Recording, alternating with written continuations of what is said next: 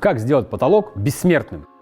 Может быть протечка с кровли, и пострадает потолок. Может быть протечка из санузла, тогда тоже пострадает потолок. Если у вас плоская кровля с внутренним водостоком, то на этом участке тоже может быть протечка и пострадает потолок. Если ваш потолок выполнен из гипсокартона и покрашен, то после протечки его нужно будет снять и выкинуть, и сделать все по новой. А если ваш потолок будет сделан из аквапанели, то после протечки его будет достаточно просто покрасить.